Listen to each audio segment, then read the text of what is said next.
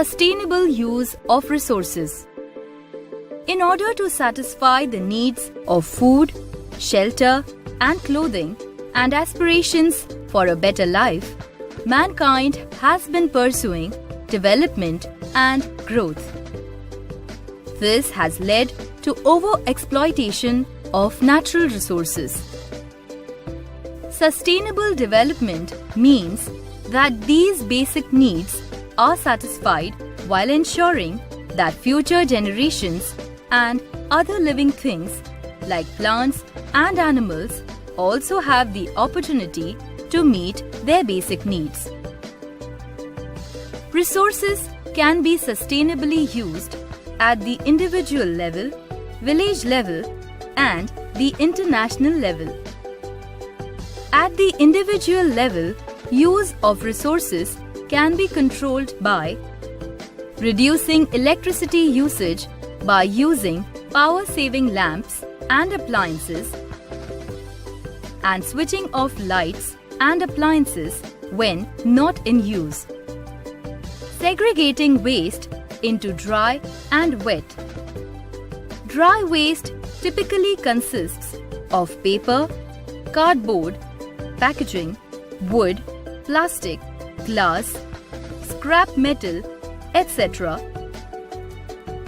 While wet waste consists of organic waste. Example: leftover food, vegetable peels, leaves, fruits, flowers, etc. Wet waste can be converted to compost. Rotational grazing refers to periodically shifting livestock like cattle to new partitioned paddocks or fields for grazing so that vegetation can regenerate in the previous pasture or area. It involves collective decision-making at the community level and ensures sustainable use of pastures. Sunlight can be used to generate electricity through photovoltaic systems. Solar power can be used to light gardens, traffic signals, and streets.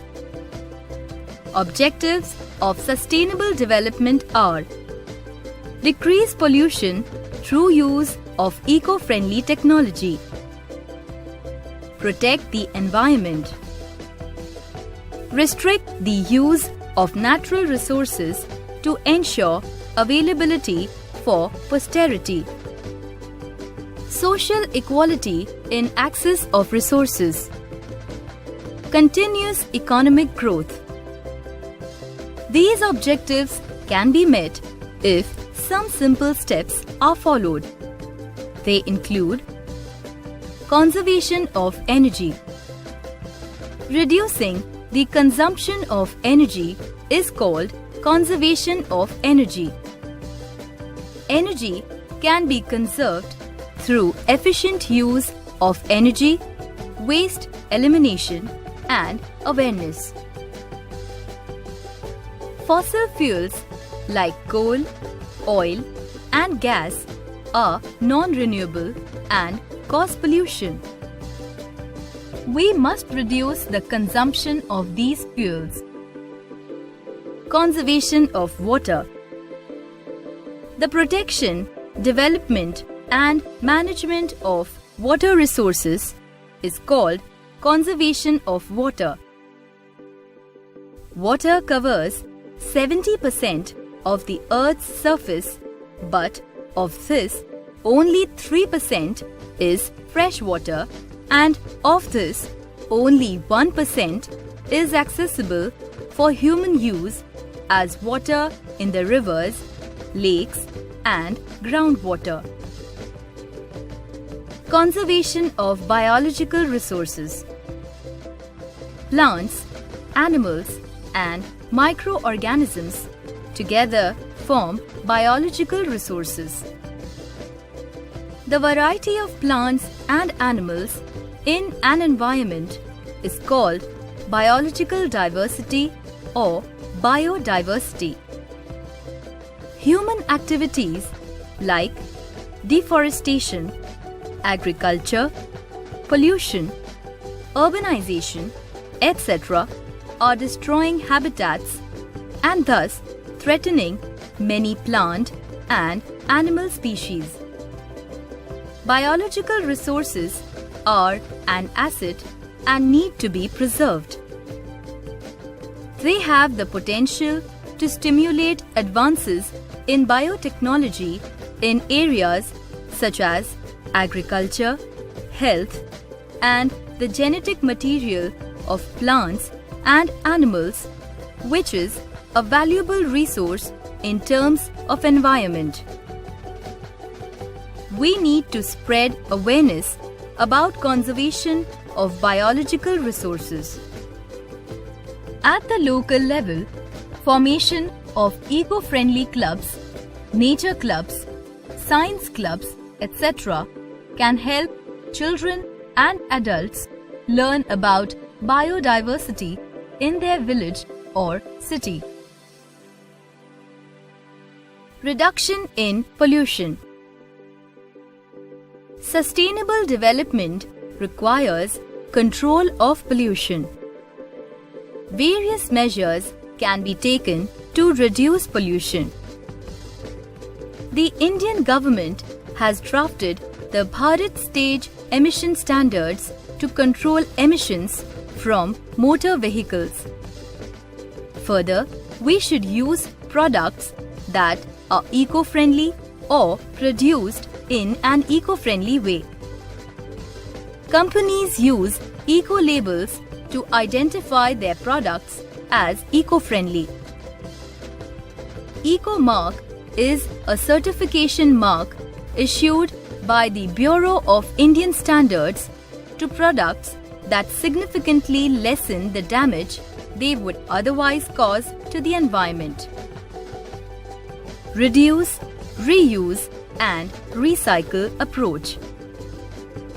An effective way to eradicate waste is the reduce, reuse, and recycle or 3R approach. The best way to eliminate waste is not to produce it. In other words, reduce or generate less waste. So, buy and use only stuff that you need and choose products without wasteful packaging or with packaging that can be recycled. Rather than throwing away things, reuse them or pass it on to someone else. For example, convert an old shirt into cushion covers or carry bags. Recycling involves utilizing a waste product as raw material to create a new product.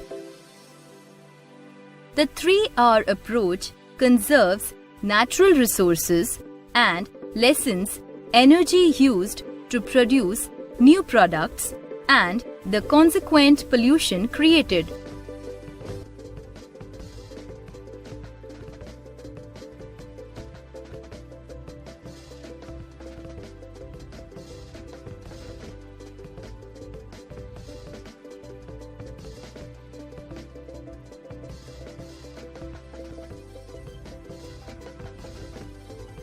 Eco-efficiency can be achieved by use of alternative raw material, shifting to renewable sources of energy, technology that reduces pollution, reusing and recycling waste, durable goods, use of alternative raw material.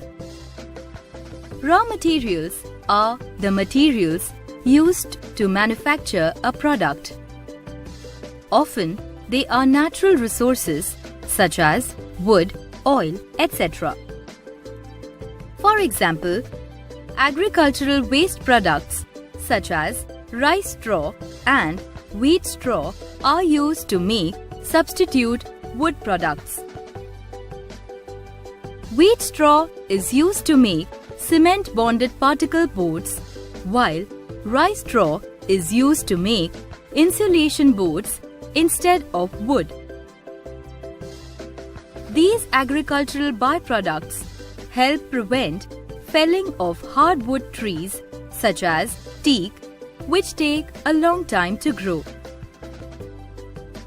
Shifting to renewable sources of energy. Fossil fuels are derived from fossils or organic remains of plant and animal matter formed millions of years ago. Over millions of years, these fossils convert to oil, gas, and coal. Fossil fuels are non-renewable because they take millions of years to form. On the other hand, renewable sources of energy replenish themselves and are never going to run out. Renewable sources of energy are solar, wind energy, hydropower, tidal energy, and geothermal power. These are clean sources of energy as they generate little or no pollution or greenhouse gases. Electricity produced from renewable sources of energy is called green power. Waste products generated in agriculture, factories, and domestic sewage are also used to produce energy. For example, biogas, bagasse, and ethanol. Bagasse. The biomass left after extracting juice from sugarcane stalks is called bagasse. A sugar factory's crushing produces 30% of bagasse. Bagasse is used as fuel for boilers in sugar mills or as a source of cellulose to produce animal feeds. It is also used to produce paper and ethanol. Ethanol. Ethanol or ethyl alcohol is an alcohol-based fuel.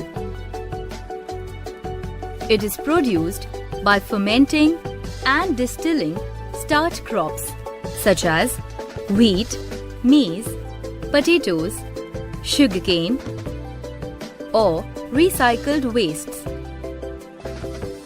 It is used as motor fuel and can be used by mixing it with petrol or diesel. Technology that reduces pollution. Some examples of pollution-free technologies are solar cooker, solar water heater, windmills, etc.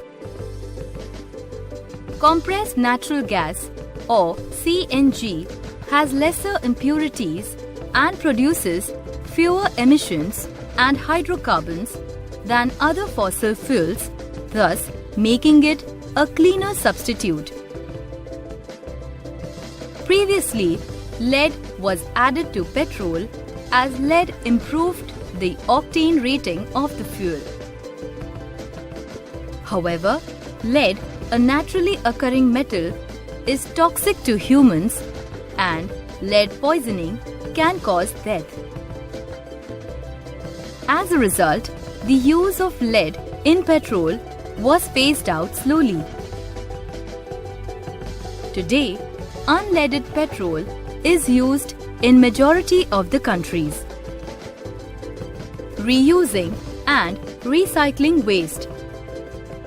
Trash or waste products which would otherwise be thrown away could be instead recycled and processed to be used as raw materials to make new products. Common everyday items that could be recycled include newspapers, books, aluminium, plastic, glass soft drink bottles, steel cans, etc. Used paper is commonly recycled to produce cardboard, toilet paper, paper towels, etc.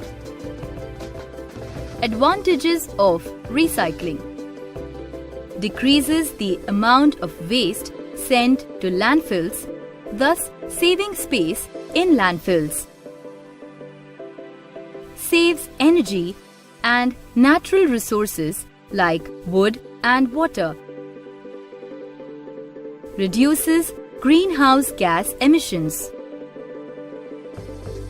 Helps preserve the environment for generations to come. Durable goods. A durable good can endure wear and tear for a long period of time and hence can be used for a long time. This way, it reduces the use of resources to produce new goods. Today, plastic is increasingly replacing steel parts in automobiles. As plastic is lighter than steel and does not corrode, it is more durable than metals. Also, fiber optic cables have replaced copper telephone wires as they improve communication and decrease the use of the mineral copper. Use of efficient and eco-friendly technology. The reckless exploitation of natural resources, burning of fossil fuels, cutting down of trees, and pollution has put enormous stress on the environment. To ensure sustainable development, the need of the hour is efficient and eco-friendly technology. Eco-friendly technology involves optimum utilization of resources with negligible waste and environmental damage. In other words, eco-friendly technology seeks to improve in two major areas: energy efficiency and reduction of harmful wastes. Some examples of eco-friendly technologies are pressure cooker, solar water heater, biogas, solar power, wind power, tidal power, etc. Pressure cooker. Now, let us see how the pressure cooker is energy efficient and eco-friendly. When cooking in a pressure cooker, steam and heat are produced. The cooker lid traps the steam. This saturated steam increases the vapor pressure and produces more heat and thus cooks the food faster and saves fuel. If the steam wasn't trapped, it would escape, resulting in a longer cooking time and more use of fuel than in a pressure cooker. Solar water heater. Solar water heater uses solar energy to heat water. It has solar panels which consist of solar cells made of silicon. These cells trap the sun's energy, which is renewable, pollution-free and easily available. On the other hand, water heaters that use LPG or wood release pollutants like CO and CO2. Biogas. Biogas refers to a mixture of gases produced during the bacterial decomposition of organic waste in the absence of oxygen. The organic matter could be food waste, animal dung, sewage and agricultural waste, etc. Biogas is composed largely of methane, carbon dioxide and hydrogen sulfide. It is used as a fuel.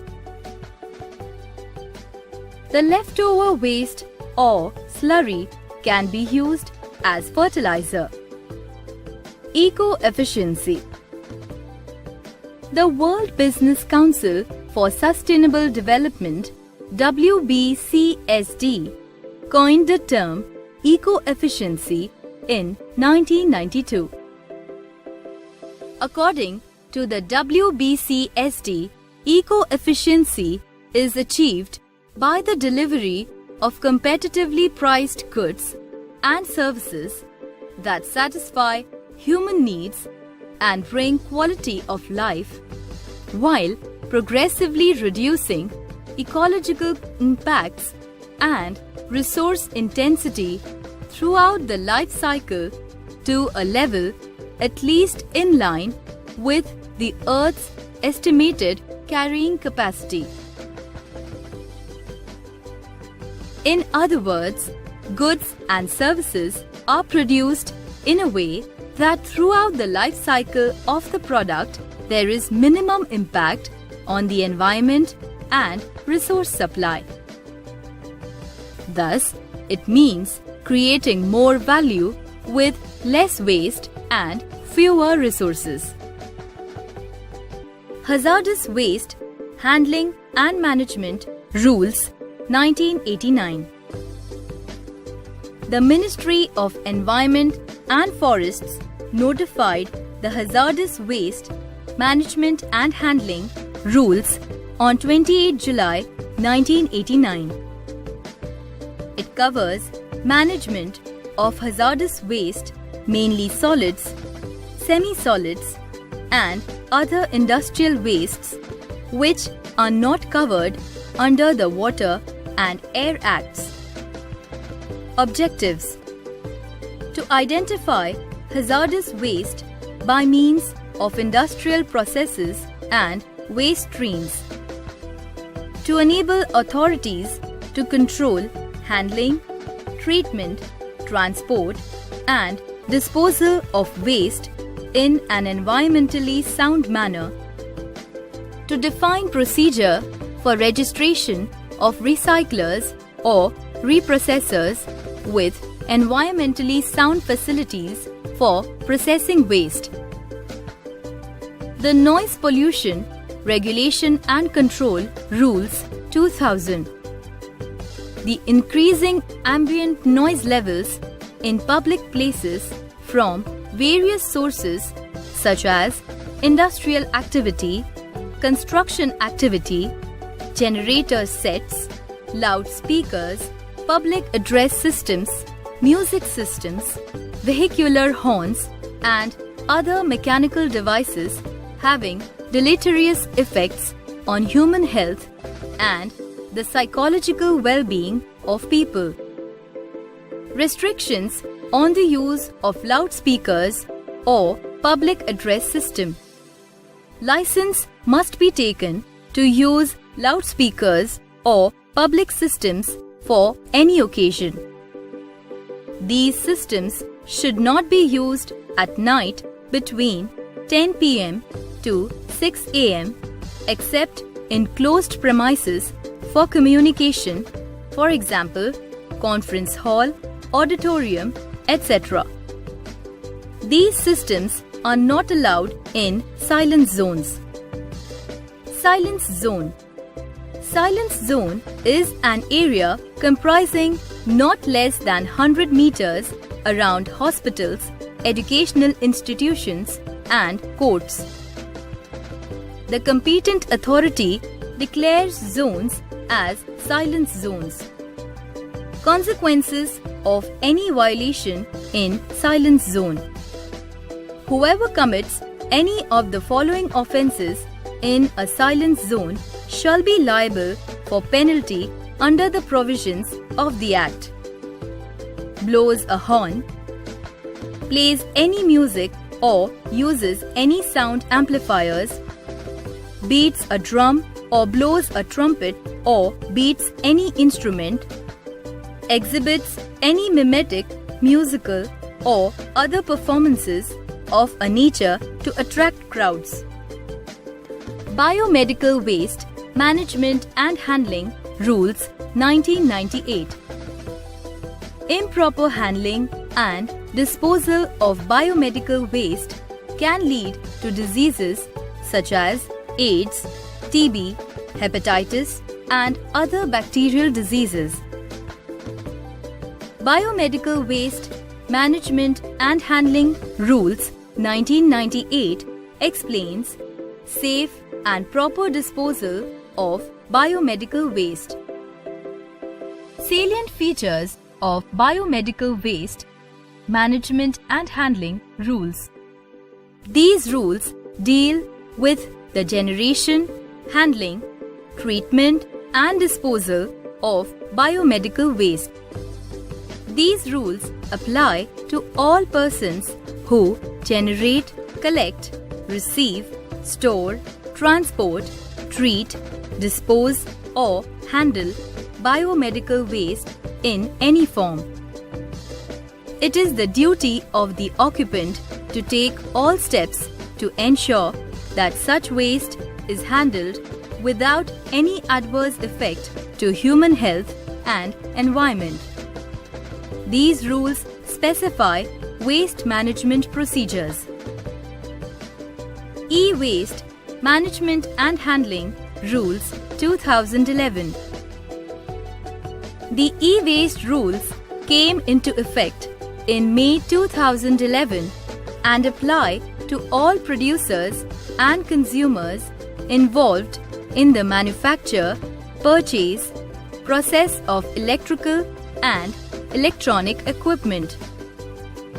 The rules state that it is the responsibility of the producer and manufacturer of electrical equipment to collect e-waste and send them to collection centers.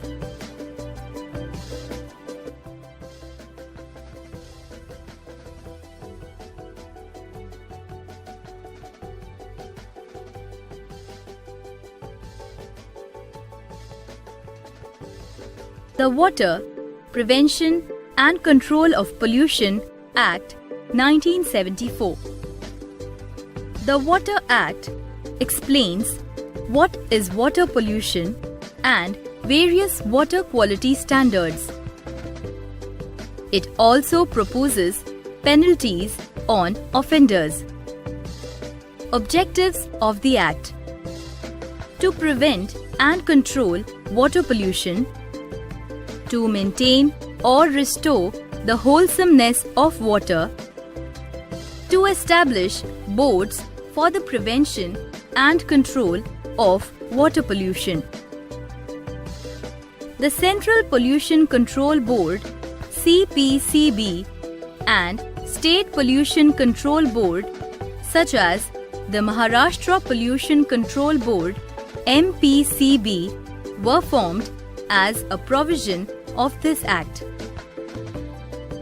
Functions of MPCB: to plan comprehensive programs for the prevention, control or abatement of pollution, to inspect sewage or trade effluent treatment and disposal facilities, to support and encourage developments in the fields of pollution control, waste recycle, reuse, eco-friendly practices, etc., to educate and guide entrepreneurs in improving the environment by suggesting appropriate pollution control technologies and techniques, to create public awareness about a clean and healthy environment and consider public complaints regarding pollution.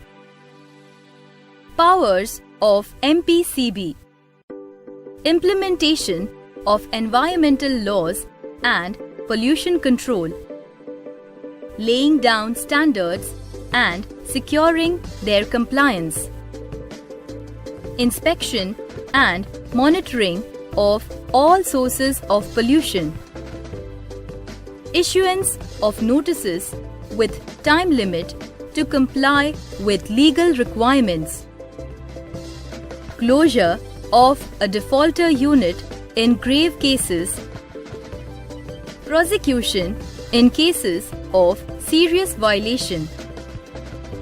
The Air Prevention and Control of Pollution Act 1981.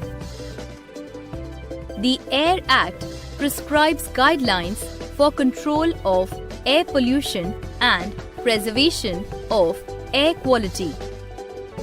Objectives of the Act: to provide for the prevention, control and abatement of air pollution, to preserve the quality of air, to establish boards for prevention and control of air pollution. Powers of CPCB.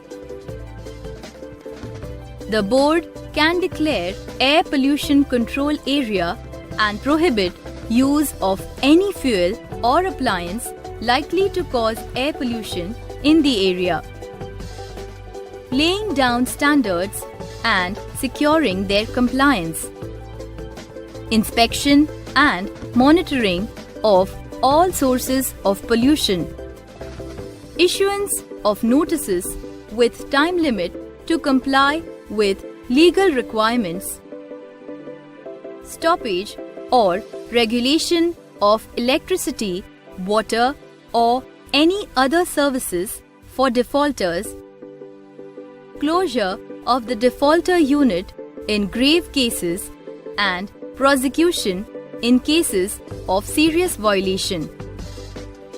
The Environment Protection Act 1986. The Environment Protection Act 1986 was enacted after the Bhopal gas tragedy, which occurred in 1984. General powers of the central government. The central government can take the following steps to protect and improve the environment and prevent, control and abate pollution. Planning and execution of nationwide programs to prevent, control and abate environmental pollution. Setting the standards for the emission of pollutants from any source. Laying down the standards for environmental quality. Laying down procedures and safeguards for handling of hazardous substances. Assessing manufacturing processes, materials and substances which could cause environmental pollution. Restricting areas in which industries and other establishments are to be set up.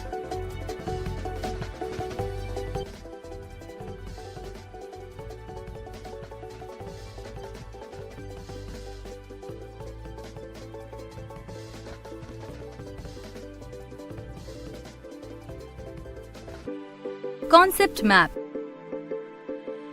Eco-efficiency can be achieved by the use of alternative raw material, shifting to renewable energy sources, use of technology that reduces pollution, reusing and recycling waste, and use of durable goods. In other words, eco-efficiency can be achieved by sustainable development, which in turn can be achieved by conservation of energy, conservation of water, conservation of biological resources, reduction in pollution, the reduce, reuse, recycle or the 3R approach. Sustainable development can be hampered by consumerism. Decision-making plays an important role in sustainable development. Sustainable development can be enforced by implementing acts and laws such as Water Act 1974, Air Act 1981, Environment Protection Act 1986, Noise Pollution Rules 2000, E-Waste Rules 2011.